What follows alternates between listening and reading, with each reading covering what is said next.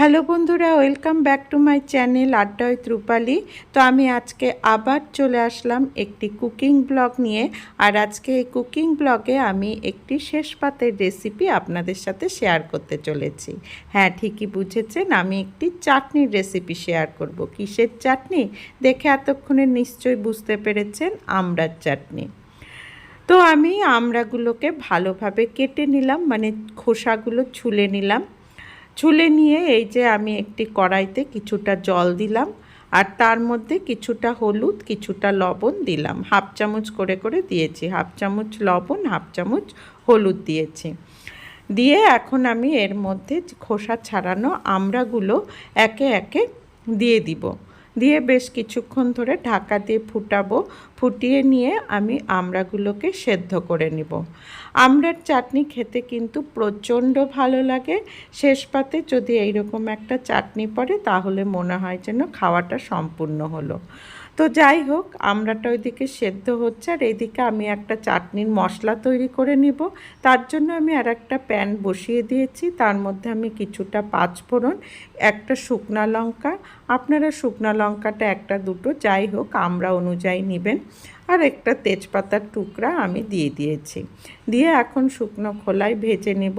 বেশিক্ষণ ভাজবো না, কারণ পুড়ে গেলে পাঁচফোড়নটা যদি পুড়ে যায় তাহলে চাটনিটাও তেতো হয়ে যাবে। এই যে আমার আমড়াগুলো সেদ্ধ হয়ে গিয়েছে, লবণ হলুদ দিয়ে একদম তুলতুলে হয়ে গিয়েছে।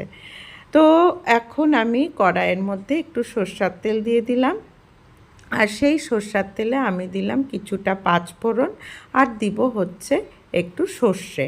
এই দুটো জিনিসে আমি ফোড়ন দিব। ইচ্ছে করলে আপনারা শুকনা লঙ্কাও দিতে পারেন, কিন্তু আমি শুকনা লঙ্কাটা দিলাম না, যেহেতু ওই মশলার মধ্যে শুকনা লঙ্কাটা আছে সেই কারণে দিলাম না। চাটনিটা বেশ টক ঝাল মিষ্টি এক রকমের চাটনি হবে। আর এই যে আমি আমড়া চারটেও দিয়ে দিলাম। আমি চারটে আমড়াই নিয়েছি, নিয়ে একটু এপিট ওপিট করে আমি ভেজে নিচ্ছি আমড়াটা।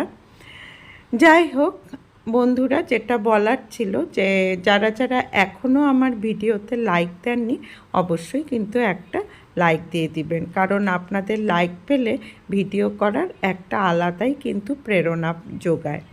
সে যাই হোক, আমার আমড়াগুলো মোটামুটি ভাজার পথে, তো আমি একটু ঢাকা দিয়ে দিয়ে ভেজে নিচ্ছি। আর এই যে আমার আমড়াগুলো মোটামুটি ভাজা হয়ে গিয়েছে। এখন আমি এর মধ্যে একটু জল দিয়ে দিলাম, আর ইচ্ছে করলে আপনারা চিলি ফ্লেক্সও দিতে পারেন। এই মুহূর্তে যেহেতু আমার কাছে চিলি ফ্লেক্স নেই সেই কারণে আমি ফোড়নে চিলি ফ্লেক্স দিই নাই।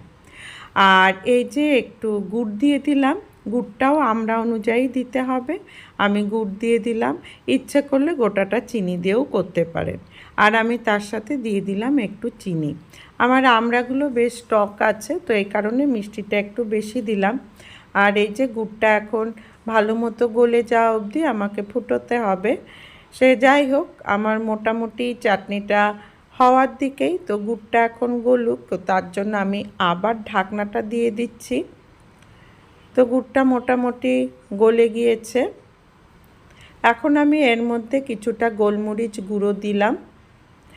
গোলমরিচ গুঁড়ো দিয়ে আবার আমি নাড়াচাড়া করে নিচ্ছি। আমি কিন্তু চাটনির ঝোলটার মধ্যে কোনো রকম লবণ এখনও পর্যন্ত ব্যবহার করিনি। তো এই যে আমার গুড়টা মোটামুটি জাল হয়ে গিয়েছে, এবং আমড়াগুলো কিন্তু আমি কাটার সময় একটু ফেলে দিয়েছিলাম। আর এই যে আমি মশলাটা দিয়ে দিলাম, যেই মশলাটা তৈরি করে দিয়েছিলাম সেই মশলাটা দিলাম, আর দিলাম হচ্ছে একটু বিট নুন। আর সেই যে আমি বিট নুন দিলাম, আর সেই কারণেই কিন্তু আমি আগে কোনো প্রকার লবণ দিইনি, যেহেতু এটা টক ঝাল মিষ্টি চাটনি, তো সেই কারণে এর মধ্যে যদি একটু বিট নুন দেওয়া যায় খেতে কিন্তু প্রচণ্ড ভালো লাগে। তো আমার চাটনিটা প্রায় হয়েই গিয়েছে। এখন আমি একটু লেবু চিপে নামিয়ে নিব। লেবুটা কিন্তু কখনোই আগে দিবেন না, শেষে দিবেন, তা না হলে লেবু দিয়ে জাল দিতে দিতে চাটনিটা কিন্তু তেতো হয়ে যেতে পারে।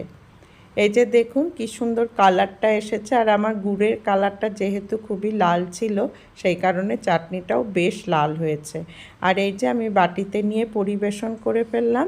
তো আমার এই আমড়ার চাটনি কেমন লাগলো অবশ্যই কিন্তু জানাবেন এবং আশা করব বাড়িতেও আপনারা একটু ট্রাই করে দেখবেন। আর যদি আপনারা চিনি দিয়ে করেন তাহলে একটু কাশ্মীরি শুকনো লঙ্কার গুঁড়ো দেবেন, তাহলে কালারটা খুব সুন্দর আসবে। তো আমার মোটামুটি আমড়ার চাটনি হয়ে গিয়েছে, খেতে কিন্তু প্রচণ্ড সুন্দর হয়েছিল। আপনারা অবশ্যই বাড়িতে ট্রাই করবেন, আর যদি ভালো লেগে থাকে অবশ্যই একটা লাইক দিবেন।